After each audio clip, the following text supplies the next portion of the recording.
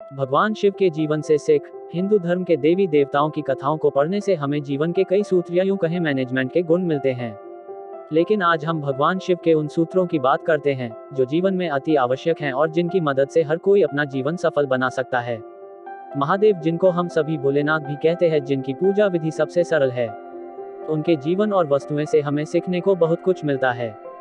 जितने सरल शिव हैं, उतना ही विकट उनका स्वरूप है, जिसका कोई मेल ही नहीं है। गले में सर्प, कानों में बिच्छू के कुंडल, तन पर बाघंबर, सिर पर त्रिनेत्र, हाथों में डमरू, त्रिशूल और वाहन नंदी। भगवान शिव के इस अद्भुत स्वरूप से हमें कई बातें सीखने को मिलती हैं।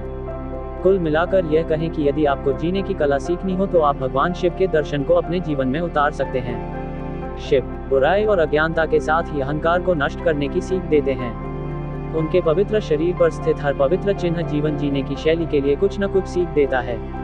भगवान शिव से संबंधित वस्तु एवं कथाओं से सिख विश पूरी दुनिया को श्रेय और कामयाबी का लालच है और हर कोई जीत का श्रेय पाना चाहता है, लेकिन शिव हमें सिखाते हैं कि टीम लीडर को जीत से पहले मुसीबत की जिम्मेदारी लेनी चाहिए।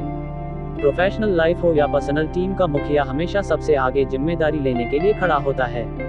समुद्र मंथन की कथा हमें यही संदेश देती है।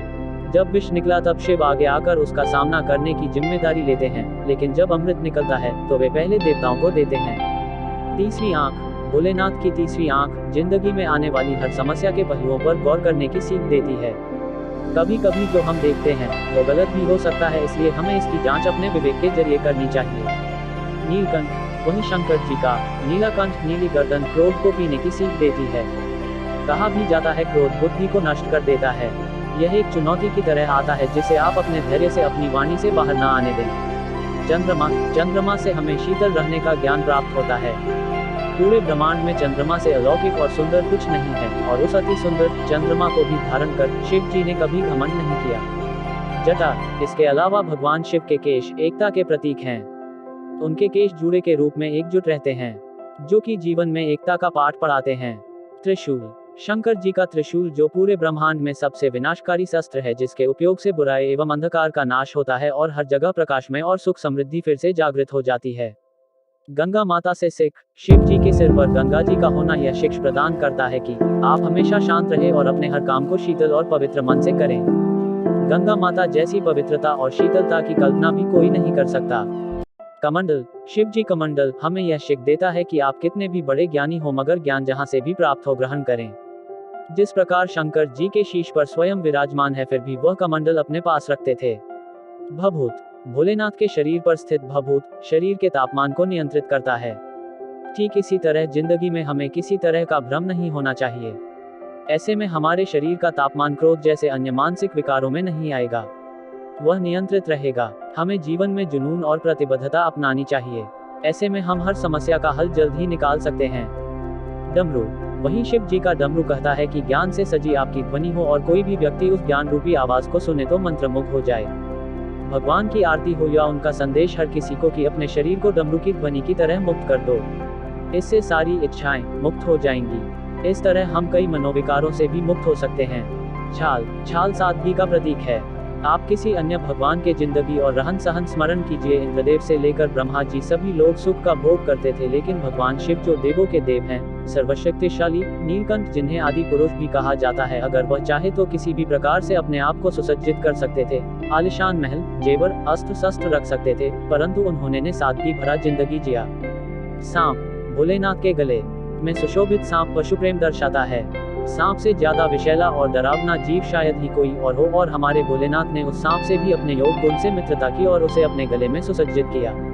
तो अगर आप योगाभ्यास के साथ ध्यान करें तो किसी के साथ भी विनम्रता के साथ पेश आ सकते हैं। अच्छे योग संस्थान या ईशा फाउंडेशन में इसका अभ्यास करवाया जाता है।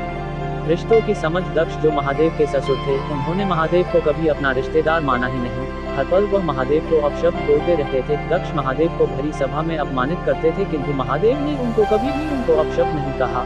सर्वशक्तिमान महादेव चाहते तो दक्ष को उनकी गलतियों की कोई भी सजा दे सकते थे, उन्हें मार सकते थे या उन्हें बधिर बना सकते थे, पर एक तो उन्होंने ब्रह्मा जी के पुत्र को सम्मान दिया और दूसरा उन्होंने दामाद होने का हर फर्ज निभाया। कामदेव कथा शिव की एक कथा कामदेव को भस्म करने की भी है, जब वे शिव की साधना में विघ्न डालने की कोशिश करते हैं। यह कथा हमें सिखाती है कि जब लक्ष्य सामने हो तो कोई भी लालच या मुश्किल आपके रास्ते की बाधा नहीं बननी चाहिए। खुद के और अपने लक्ष्य के बीच किसी भी स्थिति को ना आने दें। खुद को मंजिल के लिए इतना मजबूत करें कि कोई भी आपके रास्ते की बाधा ना बन सके। प्रकृति की शरण। जीवन में जितनी जरूरी कामयाबी है उतनी ही जरूरी शांति भी है। शिव दिखावों से दूर सादा जीवन जीते हैं, प्रकृति के नजदीक रहते हैं और यही बात उन्हें दूसरे सभी देवी देवताओं से अलग बनाती है। शिव का रूप संदेश देता है कि हमेशा जीवन की भागदौड़ में ही ना लगे रहें, बल्कि समय निकालकर प्रकृति की शरण में जाएं, ताकि आपको हमेशा सकारात्मक ऊर्जा मिलती रहे। भगवान शिव की ध्यान अवस्था स्वच्छता का प्रतीक मानी गई है। ध्यान करने से हर मनुष्य अपने मन और मस्तिष्क को स्वस्थ और स्वच्छ रख सकता है। इसके अलावा भगवान शिव सदैव ही एकांत एवं निर्जन स्थान पर एकाग्र भाव से तपश्चर्या और ध्यान में लीन रहते हैं। इससे व्यक्ति सांसारिक भावों से दूर हो जाता है। इसके कारण संसार जनित विकार काम, क्रोध, लोभ, मोह, मद एवं अहंकार से मुक्ति मिलती है। धैर्य रखें और हमेशा शांत रहें। माँ काली कथा। शिव की चर्चित कथाओं में माँ काली की कथा भी है। जब सभी देवता मिलकर भी काली का क्रोध शांत नहीं कर सके, तब शिव ने ही उनके क्रोध को शांत किया था। यह कथा सिखाती है कि हालात कोई भी हो, अगर आप मन से शांत रहें, धैर्य रखें तो मुश्किल से मुश्किल हालात पर भी जीत हासिल कर सकते हैं। किसी से भेद नहीं करें। धार्मिक ग्रंथों के अनुसार शिव अकेले ऐसे देवता हैं जिनका सम्मान देवता और राक्षस दोनों समान रूप से करते हैं, यानी सब उनकी बात मानते हैं। वहीं वे भी इनमें भेद नहीं करते हैं और कर्म आधारित फल प्रदान करते हैं। अपने व्यक्तित्व को ऐसा बनाएं कि सब जगह आपकी स्वीकार्यता हो। जब आप कोई बात करें तो वो इतनी सही हो कि पक्ष के साथ विपक्ष के लोग भी उसे नकार ना सकें।